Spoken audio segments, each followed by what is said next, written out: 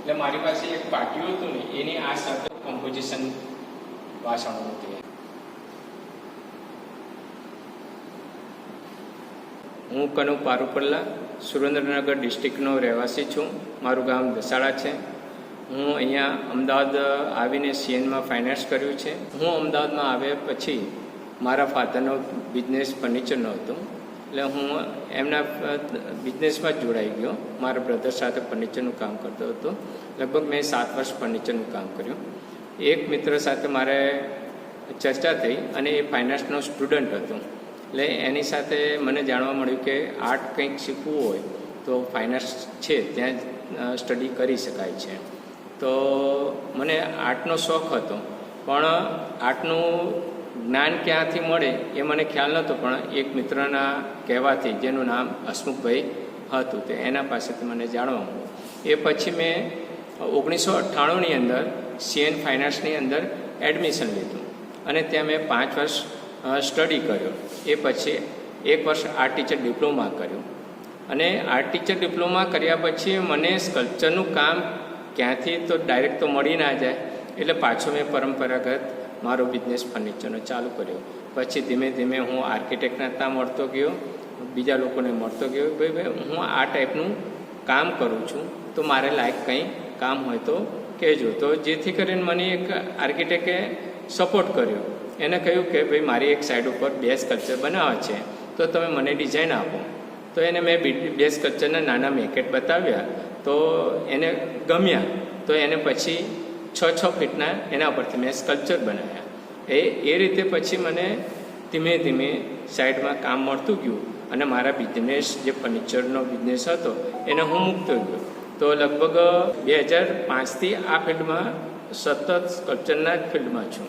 હું સ્કલ્પચર લગભગ બધા મટીરિયલમાં કામ કરું છું અને કુદરતની એટલી મહેરબાની છે કે મને એમની કૃપાથી બધા જ મીડિયમમાં કામ કરવાની એક કુશળતા મળી છે. લગભગ મેં સ્ટોનમાં કામ કર્યું છે, વુડમાં કામ કર્યું છે, ફેરો સિમેન્ટમાં કામ કર્યું છે, મેટલ એટલે કે બ્રાસ, MS, સ્ટીલમાં કામ કર્યું છે, ફાઇબરમાં કામ કર્યું, બધા મટીરિયલમાં મેં કામ કર્યું છે. અને મારા સ્કલ્પચર ઘણી જગ્યાએ જાહેર જગ્યાઓ પર પણ ડિસ્પ્લે થયા છે. મેં 1 ફીટથી લઈને 35 ફીટ સુધીનું કામ કર્યું છે. અને અત્યારે આ મારા શોની અંદર મેં ફાઇબર અને MS મેટલના કામ મૂક્યા છે. જે વોલ ઉપર મ્યુરલ દેખાય છે એ મારો એક એક્સપેરિમેન્ટ વર્ક છે.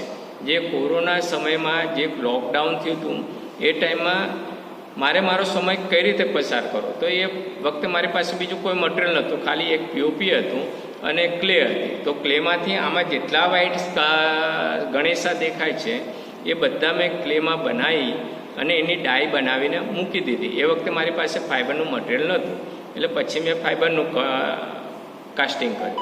પછી જે વોલ ઉપર મ્યુરલ દેખાય છે મારા બધા, એના ઉપર મારા પાસે કોરોકેટેડના બોક્સ, એટલે કે ફર્નિચર થયેલું હતું એના બોક્સ જે હતા એનો ઉપયોગ કરી અને એ જે એની જે ઇમેજ, એનું જે ટેક્ચર છે એ ટેક્ચર મને બહુ ગમ્યું. તો મેં કીધું આને કઈ રીતે હું આર્ટની અંદર કન્વર્ટ કરું કે જેથી કરીને કંઈક નવું બહાર નીકળે. તો આ જે વોલ મ્યુરલ છે એ બધા મારા એક્સપેરિમેન્ટ વર્ક છે, જેથી કરીને કે ભાઈ કંઈક નવું કરવાનો મેં પ્રયત્ન કર્યો છે. અને એ કર્યા પછી એના પર મેં એક્રેલિક કલર કર્યો છે. જે જૂનું માનો કે પિત્તળ છે તો એ કટાઈ જઈને કેવું લાગતું હોય છે. પછી બ્રાસ ઉપર આપણે પટિનેશન કરીને એના ઉપર જે કલરની ઇમેજ જે આવતી હોય છે એ મારા આ મ્યુરલ ઉપર કરવાનો મેં પ્રયત્ન કર્યો છે. મારા અહીંયા બીજા MSના સ્કલ્પચર છે, એ લગભગ 2 ફૂટથી લઈને 8.5 ફૂટ સુધીના વર્ક છે. એ MS ના જે સ્કલ્પચર છે એની અંદર મેં ખીલી, વાયસર, નટ બોલ્ટ, લોખંડના પતરા, જે નાના નાના ટુકડાઓ એને બેન્ડ કરીને અને એ બધા મટીરિયલનો ઉપયોગ કરીને મેં કામ કર્યું છે. મારો અહીંયા બાજુમાં એક બૂટ છે, જે એક મેં નટ બોલ્ટ આવે એના નટોને એક નટને વેલ્ડિંગ કરીને બનાવ્યું છે.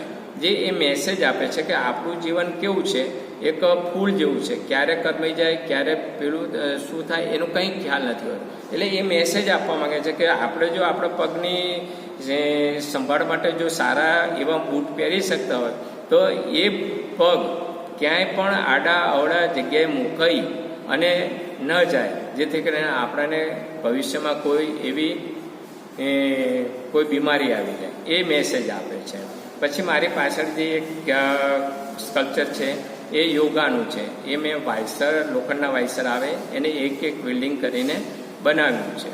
પછી મારું જે એક બહાર ડિસ્પ્લે કરેલું લાલ કલરનું સ્કલ્પચર છે એ જ્યારે આપણે ભારત સરકારે ચંદ્ર ઉપર જ્યારે રોકેટ છોડ્યું ત્યારે એના ઉપર ઇન્સ્પાયર થઈને મેં એ વર્ક બનાવ્યું છે કે એની નીચે મેં નાના નાના ફિગરો મૂક્યા છે અને રોકેટની સાથે મેં બારીઓ બતાવી છે કે ભવિષ્યમાં આપણે ત્યાં જઈને મકાનો બનાવવાના છે અને આપણે ત્યાં રહેવાનું છે. એમ મારા બધા અલગ અલગ સ્કલ્પચર કંઈક મેસેજ આપે છે.